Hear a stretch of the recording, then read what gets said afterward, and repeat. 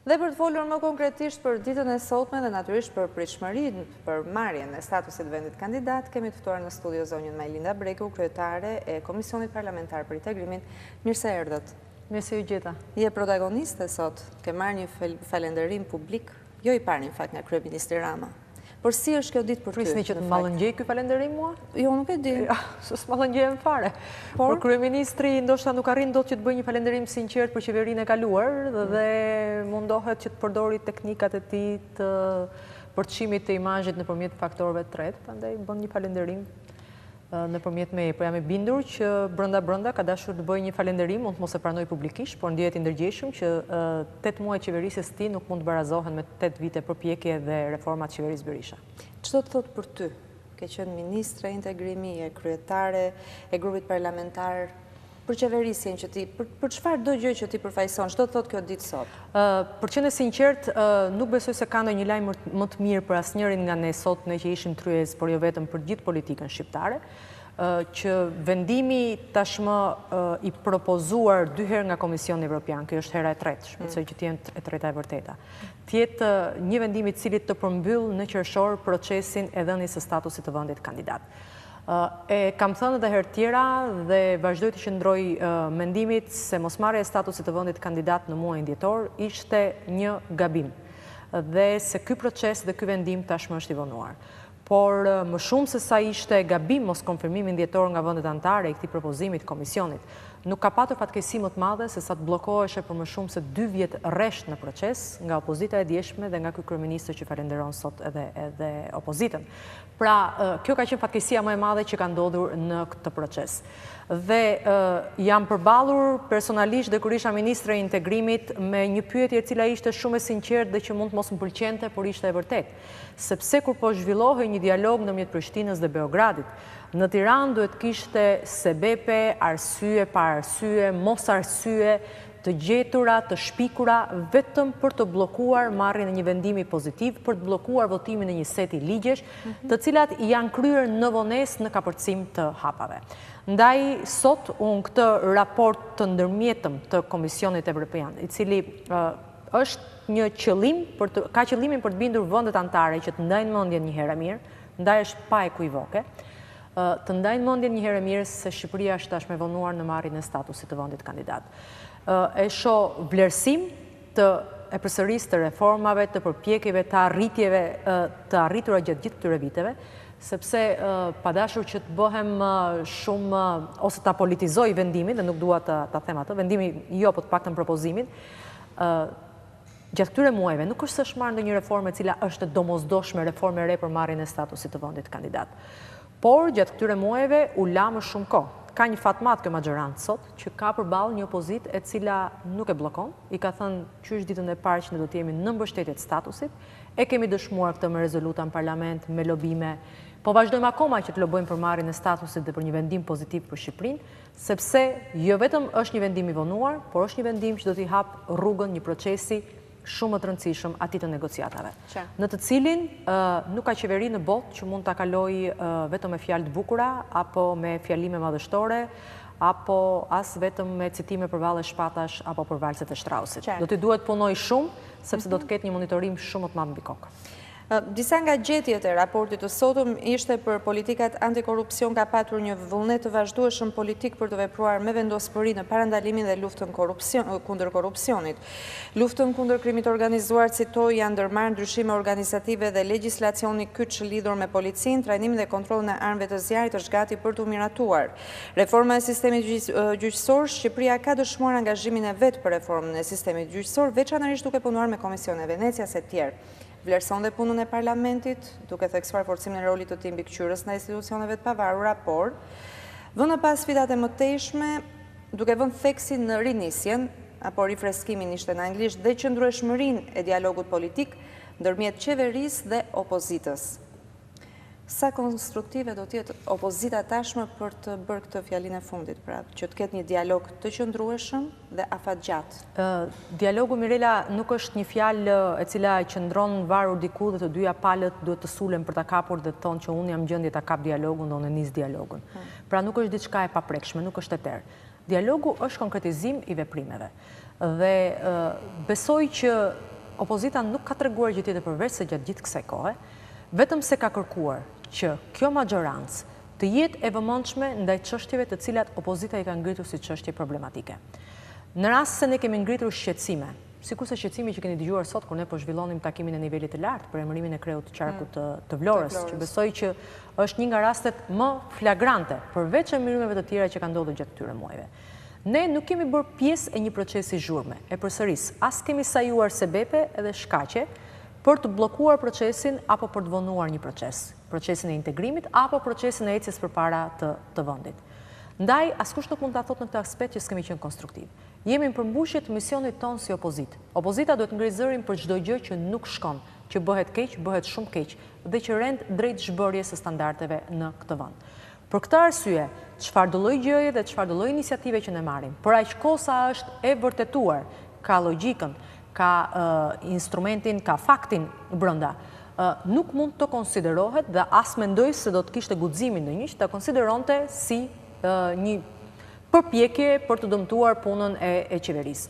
Qeveria nga ana tjetër ka një detyrë shumë madhore, detyrë e cila i vjen nga ky raport, që përsëris nuk është raporti vjetor. Raporti vjetor i tetorit do të jetë ai i cili do të shqyrtojë se si ka punuar qeveria në fushat saktuara. Ky është raporti i mirë, shumë i mirë, që vendet anëtare mos kenë ku të kapen më për të thënë që ne e shtym vendimin për marrjen e statusit të vendit kandidat. Qeverisja është lënë një detyrë shumë e madhe. I është lënë detyra e gjithëpërfshirjes dhe dialogut politik. Dialogu politik ndërtohet me konsensus, me rënje dakord, me dëshirë për dëgjuar kundërshtarin, nuk ndërtohet me ridikulizim, pra me përqeshje, me tallje, nuk e ndihmon dialogun politik fakti që kur opozita ka një shqetësim, siç ishte shqetësimi i madh i trafikut të drogës. A e imagjinoni do të sa ndryshe do të kishte qenë situata në rast në përgjegjësinë e tij si figura qendrore e qeverisë, kryeministri, të thoshte në rast se një gjë e tillë ka ndodhur, ky është një shqetësim i madh, sepse droga dhe narkotrafiku duhet të jetë shqetësim i madh për gjithë. Nuk mund të jetë shqetësim vetëm për opozitën. Pra si do të kishte qenë situata në rast se kryeministri në vend të fjalimit nga kryeministria ku kërkonte t'ia linte fajin opozitës për një avion që ran Divjak, të thoshte po, kjo akuzë që bëni ju është shumë serioze. Ndaj, hajde ta shqyrtojmë, hajde ta ngrem atë komisionin hetimor, në rast se ka të vërteta të përpiqemi gjithë bashkë, sepse nuk janë të largëta dhe të panjohura rastet kur në botë ka vende të cilat qeverisen nga narkotrafiku dhe janë marrë peng nga narkotrafiku. Dhe shqetësimi ynë është ai shqetësim që e kemi ngritur qysh ditët e para. Paraja e pisët deformon pushtetin, paraja e pisët deformon parlamentin, paraja e pisët blen vota, paraja e pisët deformon fundit këtë sistem, që me të mira dhe të këqijat e tij jemi munduar për ta ngritur në këto vite. Ka një komision për reformën territoriale. Do ta rishikoni mundësinë e marrjes pjesë? Atëherë, Komisioni i Reformës Territoriale e para nuk është pjesë e këtyre prioriteteve. Për te, jo, qartë, po në të kuadrin në këtë cilësi që kam, më duhet ta kem fokusin tek prioritetet e Bashkimit Evropian. Komisioni i Reformës Territoriale nga ana tjetër, dhe çdo komision tjetër, dhe çdo reformë tjetër që do të ndërmerret, ju përmendët reformën e gjyqësorit, ku ne edhe sot në Tryezë kemi shprehur gatishmërinë për të përfshirë në reformën e gjyqësorit me të vetmin kusht që kjo reformë të jetë një reformë e cila të sigurojë pavarësinë e gjyqësorit në fund të saj. Pra të jetë një reformë që të sjellë gjitha palët në Tryezë. Në momentin që ne kemi ndërmarrë aspektet të rëndësishme të reformës së gjyqësorit, ka qenë Euralio si partneri kryesor, sot është Komisioni i Venecias dhe është shumë mirë, por e rëndësishme është që kjo reformë të sigurojë në fund fare një produkt dhe të jetë një reformë që të mos jetë e varur politikisht, që të jetë e qëndrueshme. Që nesër kur të ndrohet qeveria, të mos ketë më nevojë qeveria tjetër që ta ndryshojë reformën. E njëjta gjë vlen për reformën territoriale. Nuk kemi kërkuar në reformën territoriale as të diktojmë ne se çfarë do të ndodhi me ndarjen territoriale në Shqipëri. As kemi thënë ndonjëherë që kjo ndarje territoriale në Shqipëri është perfekte dhe funksionon në mënyrë perfekte. As kemi thënë ndonjëherë që komunat, bashkitë, njësitë vendore që qeverisen nga demokratët janë më të mirat ekskluzivisht se sa ato që qeverisen nga partitë e tjera. Por kemi thënë në këtë moment, para zgjedhjeve lokale, një reformë territoriale nuk mund të ketë përkthim tjetër veç se si reformë territoriale, nuk mund të përkthehet ndryshe veç se si reformë elektorale. Dhe nëse është reformë elektorale, edhe nëse s'quhet e tillë, palët duhet jenë bashkë për të rënë dakord për konsensus. Kështu janë bërë reformat elektorale në këtë vend. Ne mund t'i themi njëri tjetrit gjithë ditën që jo, kjo reformë bëhet për t'i dhënë pushtet disa njësive, të pushtetit vendor më shumë, për t'i grupuar për fonde. Por ne të gjithë nga i parit e këtë fundit e dim që kjo reformë ndërmerret në këtë moment për të patur efekt elektoral. Atëherë çfarë do të thotë? Në rast se ti do të miratosh një reformë pa konsensus, nuk e do opozitën, i ke numrat, i ke bërë numrat, kjo nuk është shenjë dialogut politik. Mund të funksionojë edhe me një raport që të marrim një vendim të vonuar dhe tashmë të marrë. Nuk do të thotë që të funksionon gjithmonë. Shqipëria nuk e mbyll derën e europianizimit të saj në datën 23 apo 24 qershor, në momentin që merr statusin e vendit kandidat. Përkundrazi, mbyll derën e dhomës dhe hap portën e madhe për gjitha çështjet në cilat e përsëris skrutinimi dhe monitorimi do të jetë non-stop. Dhe non-stop nuk mund ta bësh me hedhje hi syve, as me batuta politike, as me sharje, dhe as me eksteriorizim të problemit. Problemi nuk është jashtë nesh, problemi është këtu, brenda nesh. Nesër kemi parlament. Sot ishte një gjë shumë e bukur t'ju shikoje të ullur me kryeministrin, të qeshur, shumë mirë. Unë them që gjithë shqiptarët janë djerë mirë sot, kanë qenë të tensionuar. Po nesër në parlament si do jetë? Do jetë prapa jo e entja, e tmerrshme e parlamentit, që ne ndjehemi jo mirë në shtëpitë tona, në zyrat tona, kudo që e shohim, sepse ka pafund batuta jo etike që nuk na përkasin ne tek e fundit. Ne duam ligje, ne duam ligje më të mira, ne duam t'i kuptojmë ato ligjet pse i diskutoni, dhe të dim në fund të ditës se sa mirë ndikojnë në jetën tonë, ose sa keq ndikojnë në jetën tonë. Pra kjo selfie e bukur që bëri kryeministri i qeshur me ju, me zonjën Gjosha e tjerë, do përkthehet nesër në parlament apo nesër? Nesër kryeministri ka shanse ta bëjë selfie me ministrat e tij, sepse nuk është ai konfigurim dhe nuk mund të ulet bashkë me ne, por unë dua të vlerësoj ndaj dhe jam krejtësisht dakord me ty në pjesën e shqetësimit për mënyrën se si seancat parlamentare degenerojnë. Dhe degenerojnë në përsërisë dhe për faktin se në parlament fatkeqësisht nuk është krijuar një masë kritike e personave të cilët ta mendojnë parlamentin si një vend ku debati politik e folura, argumenti duhet zërë peshën kryesore.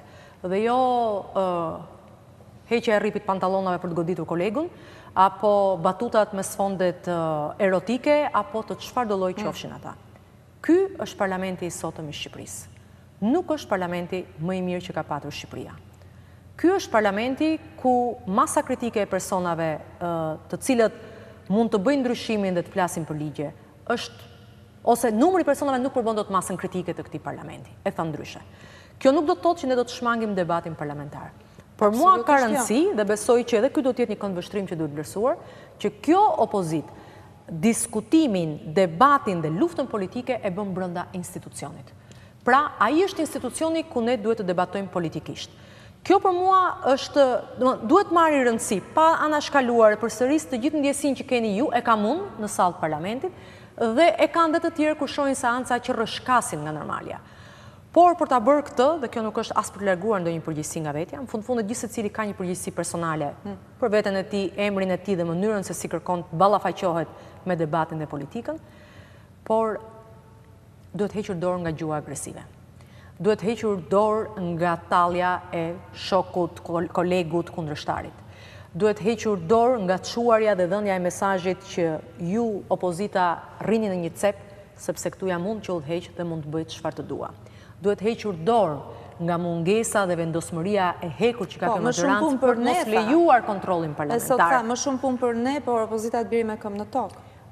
Më shumë e këmbë tokë se jemi ne, nuk besoj se ka qenë ndonjë opozit tjetër në këtë vend. Pse ishim me këmbë tokë, pranuam vendimin e 23 qershorit.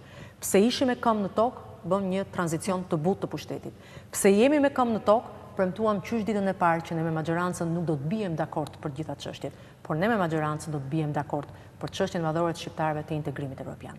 Me një kusht të vetëm që kjo majorancë duhet të jetë serioze dhe të qëndrojë këtyre kërkesave. Opozita ka një detyrë në opozit, të jetë konstruktive dhe besoj që këtë e kemi dëshmuar. E përsëris nuk kemi bllokuar, as kemi lënë ligje pa votuar. Majoranca ka një detyrë të madhe, të jetë transparente dhe gjithëpërfshirëse.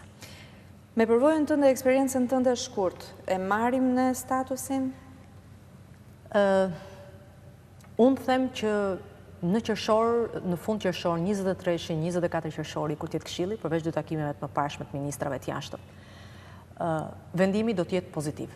E shpresoj, e uroj, nuk gjej asnjë arsye se për cilën duhet të shtyhet më, e përsëris për më tepër për një vendim që i ka kaluar koha, duhet ishte marrë me kohë, dhe uroj shumë që majoranca ta kuptoj si një shenjë të bashkimit të forcave me opozitën, na ka rënë fati dhe ose taksiratin, që ose do ta quanim shumë, që të qeverisim bashkë dhe të drejtojmë bashkë të vend. Ata të qeverisin e jemi në opozit. E thash edhe diku tjetër sot, gjithsecili nga ne ka një numër caktuar zgjedhësish nga pas.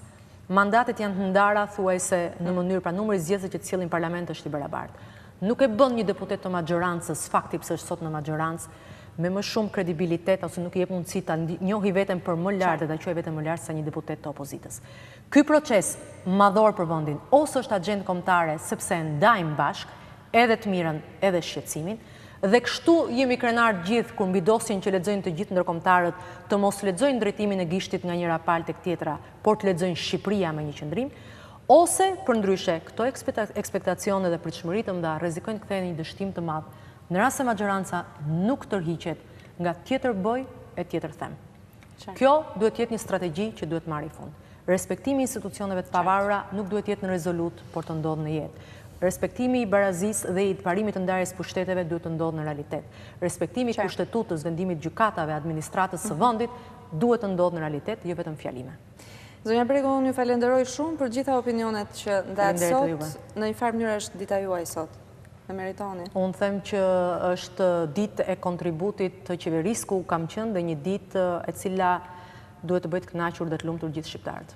Patjetër, edhe më skeptikët besoj se janë dakord që një pjesë e suksesit sotëm ju takon juve patjetër. Faleminderit.